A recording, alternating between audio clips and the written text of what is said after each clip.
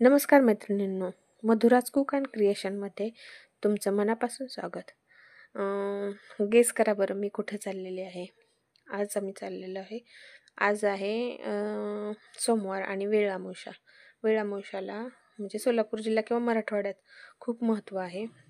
वेळामुषाला सर्व शेतकरी हा सण साजरा करतात.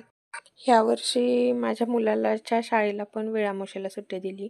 शक्यतो आपल्या म्हणजे सोलापूर जिल्हा किंवा पश्चिम महाराष्ट्रात सुट्टी देत नाहीत वेळामुषाला. मराठवाड्यात सुट्टी असते. त्यासाठी मी काय काय तयारी केली ते सांगते. मी पहाटे 3 वाजता उठले होते. मग सर्व आवरून 4 वाजता मी स्वयंपाकाला सुरुवात केली. मग एका कुकरमध्ये भात लावला. एका कुकरमध्ये मी डाळ शिजवायला ठेवली. एकीकडे मला पहिल्यांदा चहा प्यायला लागतो, म्हणजे अंघोळ केली पहिल्यांदा चहा लागतो म्हणून दूध तापवून घेतलं आणि चहा करून घेतला. त्याच्यानंतर इथं कणिक घेतली होती. भज्यासाठी पीठ सर्व तयारी करून ठेवली होती. मिरच्या चिरून ठेवल्या होत्या उभ्या काप करून, आणि म्हणजे त्याची पोटं फोडून, आणि तळण्यासाठी पापड, कुरवडी, ते खिच्चे तांदळाचे ते सर्व काढून घेतलं होतं. अशी सुरुवात करून घेतली सगळेच, म्हणजे जरा पटपट मला स्वयंपाक उरकता येईल. कारण काय माहिती आहे का, आमच्यात गडी, परत शेजारचे शेतकरी हे म्हणजे खूप दिवसातून पण जातो, आणि ह्या सणाला जेवायला आम्ही बोलवत असतो शेजारच्या शेतकऱ्यांना. आणि गडी 2-3, परत घरचे 5-6 जण असं, परत कोण पाहुणे ते असं 9-10 जणांचा स्वयंपाक करावाच लागतो मला दरवर्षी. त्याच्यानंतर मी काय केलं, आधी तळण काढून घेतलं, म्हणजे पापड, कुरवडी हे करून घेतलं. सर्व तळून घेतलं. कुठलेही म्हणजे शेतात ज्यावेळेस जातो आम्ही त्यावेळेस डबा करून घेऊन जातो, त्यावेळेस मला आदल्या दिवशीपासूनच सर्व तयारी करून ठेवावी लागते. म्हणजे मी आदल्या दिवशी डाळ नीट करून ठेवली, तांदूळ नीट करून ठेवला, म्हणजे काय जे लागतं, म्हणजे खोबरं बारीक करून ठेवलं आमटीसाठी, अद्रक, लसूण, ह्या सर्व तयारी ज्यावेळेस आधी करून ठेवल्या आदल्या दिवशी, की मग मला दुसऱ्या दिवशी सर्व स्वयंपाक करायला टाईम लागत नाही.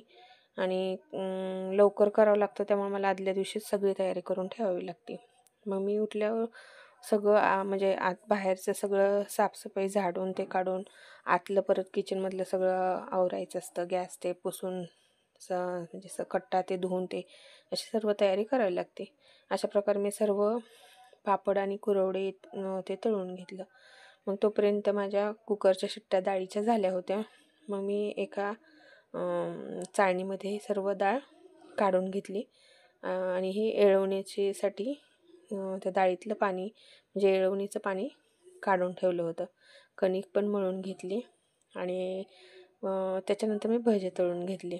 म्हणलं हे सर्व होईस्तोवर कणिक चांगली भिजली जाते, त्यामुळे मी कणिक आधी भिजवून ठेवत असते, म्हणजे मळून ठेवत असते. त्यात थोडंसं तूप टाकले की तूप किंवा थोडंसं मी तेल पण टाकते, त्याच्यामुळे एकदम छान कणिक मऊ होते.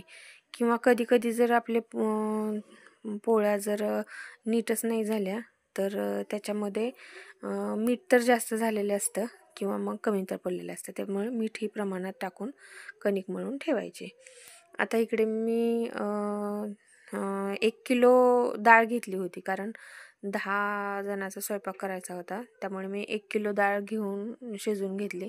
त्यात साखर ते टाकली, आणि मी आता ती डाळीला चटका द्यायला लागलेली होती. म्हणजे आता पुरण करण्यासाठी मी कढईमध्ये टाकून ते घट्ट करून घ्यायला लागली होती. आता तोपर्यंत इकडं म्हणलं ते सगळं पुरणाचं होईस्तोवर आमटीला फोडणी देऊन घ्यावी. मसाला ते भाजून घेतलाच होता, म्हणजे खोबरं, आमटी. ह्याच्यानंतर कधीतरी मी येळवणीची आमटी कशी करते त्याची रेसिपी टाकेलच, कारण आमची येळवणीची आमटी खूप छान लागते. मग मी तो मसाला जो भाजून ठेवला होता त्यात अजून थोडंसं तेल टाकून मी हे काळं तिखट घेतले. हे घरीच मी केलेलं आहे, त्याची पण रेसिपी टाकणार आहे मी. खूप छान पण कलर आलेला आहे, आणि चवीला पण छान झालेलं आहे. आता मी तेलातच मी ते काळं तिखट टाकून घेतलं, आणि जे येळवणीचं पाणी काढून पुरणाचं ठेवलेलं होतं डाळीचं, ते त्यात टाकून घेतलेलं आहे. आणि मीठ टाकून घेते आमटीत. त्याला काही ठिकाणी कटाची आमटी म्हणतात, आमच्या इथं येळवणीची आमटी म्हणतात. हे अशा प्रकारे भजे मी तळून घेतलेले आहेत सर्व. एका बाजूला माझे भजेही तळून झाले. बघा किती छान असा कलर येळवणीच्या आमटीला आलेला आहे. एकदम तर्री छान आलेली आहे. येळवणीची आमटी खूप छान लागते. आमच्या इथे येळवणीची आमटी म्हणतात, काही भागात कटाची आमटी किंवा कोल्हापूर साईडला पण म्हणतात कटाची आमटी. ती कटाची आमटी म्हणजेच येळवणीची आमटी. सोलापूर भागात किंवा पश्चिम महाराष्ट्रात काही भागात येळवणीची आमटी म्हणतात. खूप छान लागते. डाळीतलं ते जे पाणी पुरण शिजवताना, जे डाळ शिजवताना काढलेलं असतं ते त्याची करतात. आता मी पोळ्या करून घ्यायला लागले. बघा पोळ्यासुद्धा किती छान फुगायला लागल्यात. एकदम छान झाले. जे मी भज्याचं तेल राहिलं होतं, मी पोळ्याला तेच तेल वापरते. मी दुसरं तेल नाही वापरत. तेच पोळ्यासाठी वापरून घेत असते मी. एकदम छान पोळ्या व्हायला लागलेल्या आहेत. पाहताय ना, फुगलेले एकदम छान टम फुगलेले आहेत. मी पहाटे एकटीच जागी होते आणि माझं स्वयंपाक चालू होता. मी काय करत असते, एकीकडे गाणे किंवा काहीतरी असं देवाचं लावून ठेवत असते आणि मग करत असते.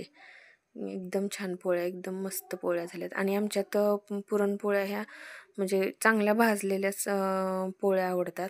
हे पहा किती छान पोळ्या पण तयार झालेल्या आहेत.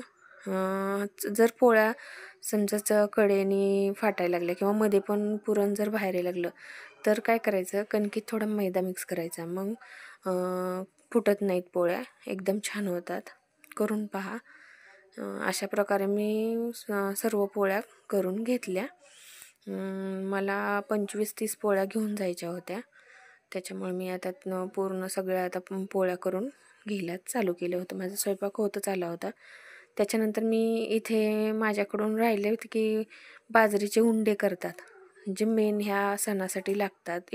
वेळामुशाला ते बाजरी मिक्सरवरच बारीक केली होती मी. 1 वाटी पाव किलो घेतली होती बाजरी आणि मिक्सरवर बारीक करून त्याच्यात मीठ टाकून मळून, आपले भाकरीचं पीठ मिळतो तसं मळून त्याचे गोल गोल गोळे करायचे आणि थोडेसे मध्ये थोडंसं बोटाने थोडंसं दाबायचं. म्हणजे ते उंडे म्हणतात त्याला, बाजरीचे उंडे, की त्या उंड्याचा मान असतो. म्हणजे निवद दाखवतात, त्या निवदावर ठेवले जातात आणि खायला पण त्याचा मान असतो.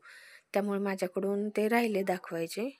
निवदावर ठेवलेले पहा, परत दाखवते. अशा प्रकारे मी ह्या पोळ्या एकदम गरम ठेवतात नाहीत, कारण जायला आम्हाला 9 वाजणार होत्या, 9-10 वाजणार होत्या. मग इतक्या वेळ गरम पोळ्या लगेच डब्यात कशा ठेवायच्या, म्हणून मी काय करते, पोळ्या मी पसरून ठेवत असते. थोड्या थंड झाल्यावर डबा भरत असते. आता मग त्याच्यानंतर आम्ही मग दाखवल्याप्रमाणे आम्ही निघालो शेतात गेल्यानंतर अशा प्रकारे ह्यावेळेस काय झालं आहे, ज्वारी आमची खूप छोटी आहे, मोठी अजून नाही आहे. त्याच्यामुळे मग आम्ही गव्हाच्या शेतातच आम्ही वेळामुशाची ती पूजा करून घेतली. ह्या जी पूजा करायला घेतलेलं आहे त्याला आमच्या भागात मोरवा म्हणतात. की ती मोरवा म्हणजे एक छोटंसं डेऱ्यासारखं किंवा माठासारखं असतं. म्हणजे बघा, ह्याला मोरवा म्हणायचं. आणि आपण ज्यावेळेस संक्रांतीसाठी आणतो त्याला खण म्हणतात आमच्या इकडे. आता तुमच्या भागात काय म्हणतात ते मला कमेंटमध्ये सांगा. मग आम्ही त्या मोरव्याची पूजा करून घेतली. त्या मोरव्यामध्ये 1 रुपया ठेवला. एक मोठा दिवा केलेला होता. तो दिवा मी लावून त्या मोरव्यात ठेवला होता. त्याच्यानंतर हे पूजा म्हणजे काय असतं की ते 5 पांडवांना ज्यावेळेस वनवासात होते त्या टायमाला पासून हे अशी पूजा करत की ते 5 पांडव मांडून, हे 5 छोटे छोटे दगड मांडायचं. त्याच्यावर चुन्याचे ओढायचे आणि त्या मोरव्याला पण चुन्याने सगळी अशी डिझाईन काढली होती. पुढं मग पानाचा विळा ठेवायचा, 5 दिवे ठेवायचे लावून आणि 1 दिवा लावून त्या मोरव्यात ठेवायचा. आणि तो दिवा तसाच चालू राहतो. आणि तो मोरवा परत काय करायचा, ती लक्ष्मी म्हणून, म्हणजे आपल्या शेतकऱ्यांसाठी धनधान्य साठी, म्हणजे धनधान्य वाढवण्यासाठी किंवा आपलं पीक म्हणजे आपलं एक सोनं किंवा आपलं एक हे म्हणून त्याच्यासाठी हा सण साजरा केला जातो.